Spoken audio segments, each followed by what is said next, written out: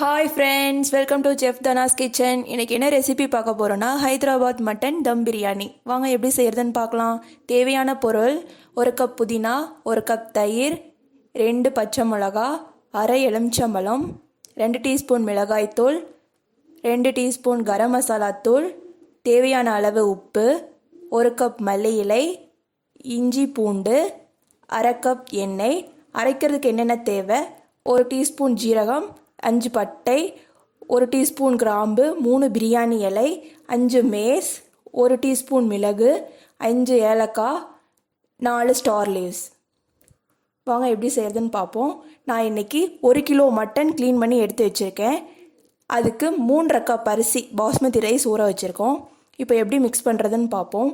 Biryani spices எல்லாம் அரைச்சி பவுடராக நான் மிக்ஸ் பண்ணிக்கிறேன். அடுத்தது பச்சை மிளகாய் ஆட் பண்ணிக்கலாம். அதுக்கப்புறம் மிளகாய்த்தூள் ஆட் பண்ணிக்கலாம். காரத்துக்கு ஏற்ப ஆட் பண்ணிக்கோங்க. இப்போ கரம் மசாலா தூள் ஆட் பண்ணிக்கலாம். அதுக்கப்புறம் இஞ்சி பூண்டு விழுது ஆட் பண்ணிக்கலாம்.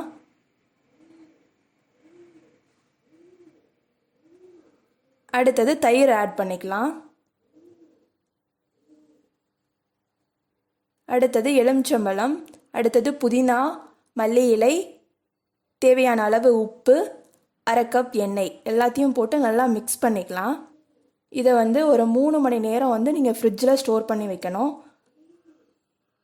அதுக்கப்புறம் நான் 2 பெரிய வெங்காயம் எடுத்து நீல வாக்கில் கட் பண்ணிக்கிறேன். ஸ்டவ்வில் கடாய் வச்சு எண்ணெய் ஊற்றி, எண்ணெய் காஞ்சதுக்கப்புறம் வெங்காயத்தை போட்டு நல்லா வதக்கிக்கலாம்.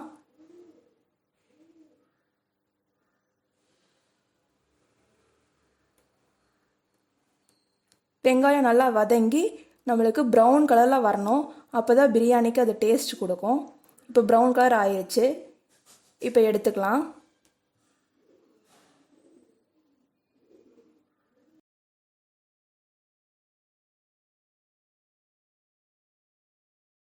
அடுத்தது ஒரு பாத்திரத்தில் 3 கப் தண்ணி ஊற்றி நல்லா கொதிக்க வச்சுருங்க. அதில் பிரியாணி இலை, ஸ்டார் லீவ்ஸ், ஜீரகம், உப்பு இதெல்லாம் போட்டு நல்லா கொதிக்க வச்சுருங்க.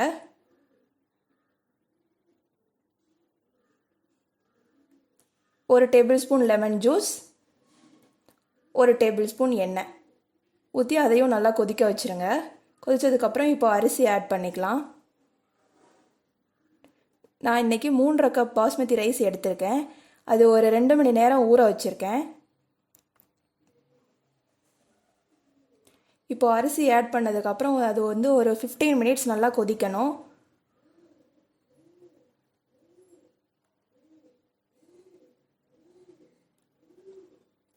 இப்போ நல்லா கொதிச்சு வந்துச்சு. இப்போ பாஸ்மதி ரைஸ் அழுத்தி பார்த்தீங்கன்னா உங்களுக்கே தெரியும், 3/4 பதம் வெந்திருக்கு. இப்போது தண்ணியை வடித்து எடுத்து வச்சுக்கலாம். 3/4 பதம் வெந்தால் போதும். நான் இன்றைக்கி பெரிய சைஸ் குக்கர் எடுத்து அதில் ஃபஸ்ட்டு லேயராக நான் மட்டன் ஆட் பண்ணிக்கிறேன். நல்லா ஆட் பண்ணிவிட்டு நல்லா ப்ரெஸ் பண்ணி விட்டுருங்க. நல்லா ப்ரெஸ் பண்ணி விட்டாச்சு. அடுத்தது 3/4 பதம் வெந்த ரைஸை இதில் ஆட் பண்ணிக்கலாம். இப்போ நாம் மீடியம் ஃப்ளேமில் வைக்கிறப்போ பாதி வெந்துடும். அதுக்கப்புறம் தோசைகள் வச்சு தம் வைக்கிறப்போ அதுலேயும் ஃபுல்லாக வெந்துடும். அதனால் நீங்கள் கரெக்டாக 3/4 பதம் எடுத்தால் கரெக்டாக இருக்கும்.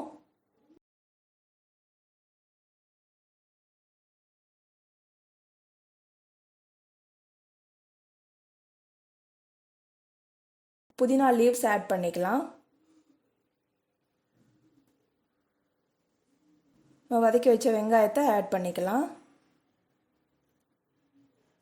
லாஸ்ட்டாக 1 டேபிள் ஸ்பூன் நெய் ஆட் பண்ணிக்கலாம்.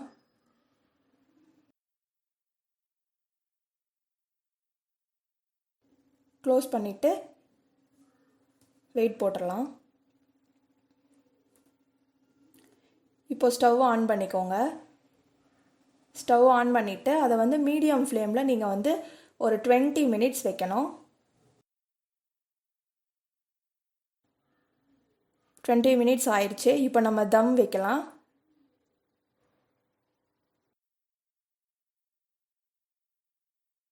தோசைக்கல் வச்சுட்டு அது மேலே நம்ம குக்கரை வச்சிடலாம். இப்போ ஸ்டவ்வு சிம்மில் 30 நிமிஷம் வச்சுருக்கணும். 30 நிமிஷம் ஆனதுக்கப்புறம் விசில் அடங்கினதுக்கப்புறம் ஓப்பன் பண்ணி பார்ப்போம். பிரியாணி ரெடி ஆயிடுச்சு. தேங்க்ஸ் ஃபார் வாட்சிங். இந்த வீடியோ உங்களுக்கு பிடிச்சிருந்துச்சுன்னா லைக் பண்ணுங்கள், கமெண்ட் பண்ணுங்கள், ஷேர் பண்ணுங்கள், சப்ஸ்கிரைப் பண்ணுங்கள்.